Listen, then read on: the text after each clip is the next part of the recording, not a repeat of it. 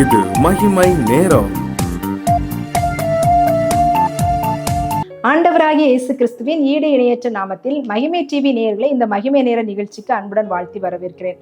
இந்த நாட்களில் உண்மையான ஆசீர்வாதம் எது அப்படின்னு சொல்லி நம்ம தியானித்து வருகிறோம். ஆண்டவர் உண்மையான ஆசீர்வாதத்தை நமக்கு தரணும் அப்படின்னு சொல்லிதான் ஒவ்வொரு நாளும் நம்ம விரும்புகிறோம். எது உண்மையான ஆசீர்வாதம்? உலக பிரகாரமான அளவுகோல்களை வைத்து அதுதான் உண்மையான ஆசீர்வாதம் என்று நாம் இந்த மாயையான காரியங்களுக்கு நேராக நம்முடைய கவனத்தை செலுத்தி உண்மையான ஆசீர்வாதத்தை சுதந்திரிக்க தவறுகிறவர்களாக நம்ம காணப்படுகிறோம். அநேக நேரங்களில நாம் உண்மையான ஆசீர்வாதம் எது அப்படின்னு கேள்விக்குறியோடு காணப்பட்டாலும் அதுக்கு ஒரு முழுமையான தீர்வு, ஒரு பதில் நமக்கு கிடைக்காததாய் காணப்படுகிறது. அநேக நேரங்கள்ல மற்றவர்கள் உலக பிரகாரமாய் ஆசீர்வதிக்கப்பட்ட நபர்களை அளவுகோலாக வைத்து நாம் மிகவும் கீழாக இருக்கிறோம், ஆண்டவர் என்ன ஆசீர்வதிக்கல, ஆனா ஆண்டவருக்காக நான் அநேக காரியங்களை செய்கிறேன், அவங்களெல்லாம் பார்த்தா அவங்க ஆண்டவரை ஆராதிக்க கூட செய்யல, அவங்க ஆண்டவருக்கு கொடுக்கக்கூடிய கனத்தை கூட கொடுக்கல, ஆனா அவங்க ஆசீர்வதிக்கப்பட்டிருக்காங்க அப்படின்னு சொல்லி நாம் முறுமுறுக்கிறவர்களாக நம்ம காணப்படுகிறோம். இந்த நாள்ல நம்ம ஒரு ஆசீர்வாதத்தை குறித்து நம்ம தியானிக்க போகிறோம். அதற்கு ஆதாரமான வசனம் யோவான் 14ஆம் அதிகாரம் 27ஆம் வசனம். சமாதானத்தை உங்களுக்கு வைத்து போகிறேன், என்னுடைய சமாதானத்தையே உங்களுக்கு கொடுக்கிறேன், உலகம் கொடுக்கிற பிரகாரம் நான் உங்களுக்கு கொடுக்கிறதில்லை, உங்கள் இருதயம் கலங்காமலும் பயப்படாமலும் இருப்பதாக. சமாதானத்தை உங்களுக்கு வைத்து போகிறேன். தேவ சமாதானம் தான் உண்மையான ஆசீர்வாதம் அப்படின்னு சொல்லி இந்த நாள்ல நம்ம தியானிக்க போகிறோம். அநேக நேரங்களில நாம் கலக்கமுற்றவர்களாய், கவலை உள்ளவர்களாய், நம்முடைய சூழ்நிலைகள், நம்முடைய நெருக்கமான காரியங்கள், நம்முடைய தோல்வியான சூழ்நிலைகளில நாம் கலக்கமுற்றவர்களாக, மன அமைதி இல்லாதவர்களாக நம்ம காணப்படுகிற சூழ்நிலையில ஆண்டவர் சொல்லுகிறாரு, உலகம் கொடுக்கிற பிரகாரம் நான் உங்களுக்கு கொடுக்கறது இல்லை, என்னுடைய சமாதானம் பெரிய சமாதானம், அந்த தேவ சமாதானத்தை நான் உங்களுக்கு கொடுக்கிறேன் அப்படின்னு சொல்றாரு. உங்கள் இருதயம் கலங்காமலும் பயப்படாமலும் இருக்கட்டும் அப்படின்னு சொல்றாரு. இப்போ எல்லாவித சூழ்நிலையிலும் நம்ம கலங்காமலும் பயப்படாமலும் இருக்கணும் அப்படின்னா இந்த தேவ சமாதானம் நம்மிடத்துல காணப்படணும். உலக பிரகாரமான ஆசீர்வாதத்தை வைத்துக்கொண்டு, ஒருவேளை எனக்கு இந்த பணம் இருந்துச்சுன்னா நான் சமாதானமா இருப்பேன் அப்படின்னு நம்ம நினைக்கலாம். ஆனா அந்த பணம் வந்தாலும் நாம் சமாதானமற்றவர்களாய் நம்ம காணப்படுகிற சூழ்நிலை காணப்படுகிறது.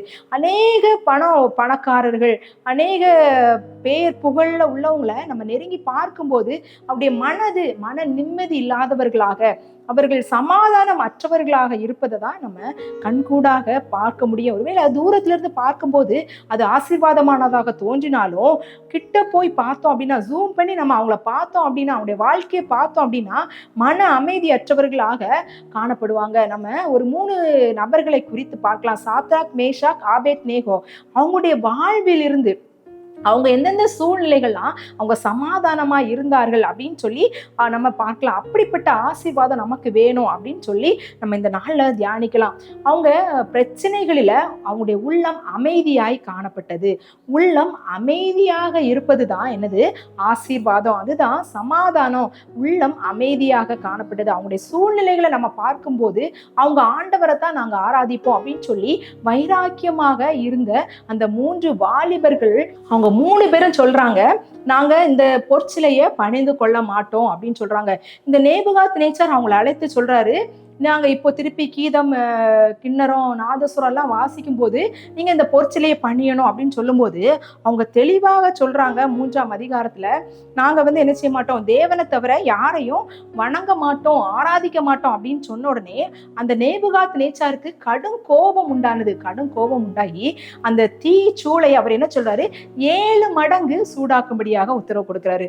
அந்த பிரச்சனை ஏற்கனவே அவங்களுக்கு இருக்கு, அந்த பிரச்சனை 7 மடங்கு தீவிரமாய் மாறி அந்த சூழ்நிலையை அவங்க என்ன செய்யறாங்க, மன சமாதானம் உள்ளவர்களாய் காணப்படுகிறாங்க. ஒருவேளை நம்முடைய சூழ்நிலையில நாம் எதிர்பார்த்திருக்கிற முடிவு இல்லாதபடி ஒரு சூழ்நிலை, கஷ்டமான, கடினமான, வியாதியான, வேதனையான சூழ்நிலைக்குள்ள நம்ம ஜெபிக்கும் போது மீண்டுமாய் அது இன்னும் 7 மடங்கு அந்த பிரச்சனை அதிகமாச்சு அப்படின்னா நம்முடைய மனநிலை எப்படி இருக்கும்? நம்ம ஆசிலேஷன் உள்ளவர்களாக, குழப்பத்துல நம்ம ஆண்டவரை கூட தேடக்கூடாது அப்படின்ற முடிவுக்கு கூட நம்ம என்ன செய்வோம், அநேக நேரங்கள்ல கடந்து செல்கிறவர்களாய் காணப்படும். ஆனா இவங்க ஆண்டவரை ஆராதித்ததுனால அவங்க என்ன செய்யறாங்க, மன அமைதி உள்ளவர்களா காணப்படுறாங்க.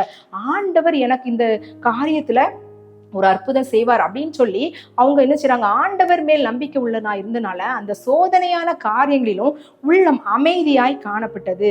அப்போ இன்னொரு காரணம், சமாதானத்துக்கு மூல காரணம் என்ன அப்படின்னா ஆண்டவர் பேரில் உள்ள நம்பிக்கை. தானியேல் 3ஆம் அதிகாரம் 17ஆம் வசனத்துல இப்படி நம்ம வாசிக்கலாம். நாங்கள் ஆராதிக்கிற எங்கள் தேவன் எங்களை தப்புவிக்க வல்லவராய் இருக்கிறார். அவர் எரிகிற அக்கினி சூளைக்கும் ராஜாவாகிய உம்முடைய கைக்கும் நீங்களாக்கி விடுவிப்பார் அப்படின்னு சொல்றாங்க. நாங்கள் ஆராதிக்கிற எங்கள் தேவன் எங்களை தப்புவிக்க வல்லவர். அவர் யார் தப்புவிப்பா அப்படின்னு ராஜா கேட்கும்போது சொல்றாரு, ஆண்டவர் நாங்கள் ஆராதிக்கிற எங்கள் தேவன் எங்களை தப்புவிக்க வல்லவர். அவர் ராஜாவாகிய உம்முடைய கைக்கும் இந்த அக்கினி சூளைக்கும் எங்களை தப்புவிக்க வல்லவர் அப்படின்ற அசைக்க முடியாத 100% ஆண்டவர் பேருள்ள நம்பிக்கையை அவர்கள் வைத்திருந்ததுனால அந்த சமாதானம், அந்த சூழ்நிலையில அவங்க சமாதானமாய் காணப்பட்டார்கள். நமக்கு நேரிடுகிற அநீதியான சூழ்நிலைகள்ல, சோதனையான சூழ்நிலைகள்ல நாம் எப்படி இருக்கிறோம்? ஆண்டவர் மேலுள்ள விசுவாசம் குறைவாய் காணப்படுகிறதா, இல்ல அது இன்னும் அதிகமாய் காணப்படுகிறதா அப்படின்றத சிந்திக்க அழைக்கப்படுகிறோம். அதனாலதான் இந்த சாத்ராக் மேஷாக் ஆபேத்நேகோ விசுவாச வீரர்களுடைய பட்டியல்ல இடம் பிடிக்கிறாங்க. அடுத்ததாக நம்ம பார்க்கும்போது தேவ சமாதானம் எப்படி நமக்கு வருகிறது அப்படின்னா, நாம் அவரை ஆராதிக்கும் போது தேவ சமாதானம் நமக்கு உண்டாகிறது. இந்த சாத்ராக் மேஷாக் ஆபேத்நேகோ அவங்க என்ன சொல்றாங்க அப்படின்னா, நாங்கள் ஆராதிக்கிற எங்கள் தேவன் அப்படின்னு சொல்றாங்க. அந்த 3:17 நாங்கள் ஆராதிக்கிற எங்கள் தேவன் அப்படின்னு சொல்லி அவர் ஆண்டவரை தான் அவங்க ஆராதிக்கிறாங்க. அந்த சூழ்நிலையில அவரை விடுவித்தார் அப்படின்னு சொல்லி நம்ம பார்க்கிறோம். நாம் தேவனை எவ்வாறு ஆராதிக்கிறோம்? முழு இருதயத்தோடு நம்மை ஆராதிக்கிறோமா, இல்ல கடமைக்காக நம்ம ஆராதனைக்கு செல்கிறோமா? ஆராதனை நிறைய நேரங்களில் நம்ம ஆராதனை அப்படின்றது நம்ம ஆலயத்துல பங்கு கொள்ளுதான் ஆராதனை அப்படின்னு நம்ம நினைக்கிறோம். இல்ல பிரியமானவர்களே, ஆண்டவருடனான உறவு முறையில நம்ம எப்படி இருக்கிறோம்? அது ஆண்டவரை நம்ம வீட்டுல நம்ம டெய்லியும் நம்ம ஆண்டவரை ஆராதிக்கிறோமா, இல்ல நம்ம ஆலயத்துக்கு போகும்போது மாத்திரம் ஆராதிக்கிறோமா அப்படின்றத சிந்திக்க நம்ம அழைக்கப்படுகிறோம். நாம் ஆண்டவரை மாத்திரம் தான் ஆராதிக்கிறோமா அப்படின்னு நம்ம சிந்திக்க அழைக்கப்படுகிறோம். நிறைய நேரங்கள் சொல்லுவாங்க, நோய்க்கும் பாரு பேய்க்கும் பாரு அப்படின்னு சொல்லி.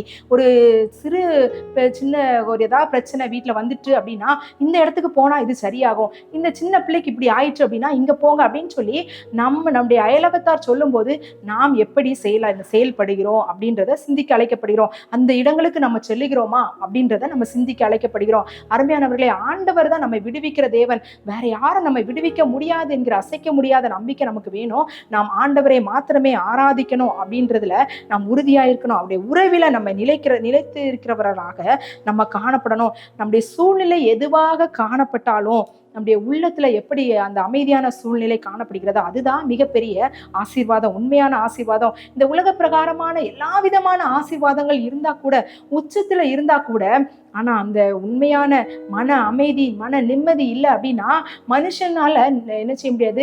நிதானமாக இருக்க முடியாது. எல்லா சூழ்நிலையிலும் நிதானமா இருக்க முடியாது. ஆனா மன நிம்மதி, சமாதானம், தேவன் கொடுக்கிற சமாதானம் உலகம் கொடுக்கிற பிரகாரம் அல்ல. ஒருவேளை மனுஷன் நம்மளை ஆறுதல் படுத்தும் போது ஒரு சில மணித்துளிகள் நம்ம ஆறுதலாகியும் சமாதானமாகவும் காணப்படலாம். ஆனா ஆண்டவர் நமக்கு தருகிற சமாதானம் தான் நித்தியமான நிரந்தரமான சமாதானம். அந்த சமாதானம் அப்படின்றது உண்மையான ஆசீர்வாதம். ஆண்டவர் நமக்கு அந்த சமாதானத்தை தரணும் அப்படின்னா ஆண்டவருடைய உறவுல நம்ம நிலைக்கிறவர்களாக காணப்படணும். சோதனைகளை ஜெயிக்கக்கூடிய வல்லமை நமக்கு வேணும் அப்படின்னா ஆண்டவருடைய உறவில நிலைக்கிறவர்களாக காணப்படணும். தினமும் வேதம் வாசிக்கிறவர்களாக, தியானிக்கிறவர்களாக, ஜெபிக்கிறவர்களாக, ஆண்டவருடைய காரியங்களை செயல்படுத்துகிறவர்களாக, அவர் என்ன விரும்புகிறார் அதை தான் நான் செய்வேன் அப்படின்றவர்களாக நம்ம வாழும்போது இந்த சாத்ராக் மேஷாக் ஆபேத்நேகோவை போல சோதனையான காரியங்களிலும் இக்கட்டான சூழ்நிலைகளும் பிரச்சனை 7 மடங்கு இல்லை எத்தனையோ மடங்கு ஆனாலும் நாம் சமாதானமா இருப்போம். ஆண்டவர் அந்த பிரச்சனைகளை மாற்றி தருவார் அப்படின்ற விசுவாசம் இருக்கும். கண்டிப்பாக அதை விடுவிப்பார். இவர்களை விடுவித்த தேவன் இன்றும் ஜீவனோடு இருக்கிறார், நம்மை விடுவிப்பார். அப்படிப்பட்டதான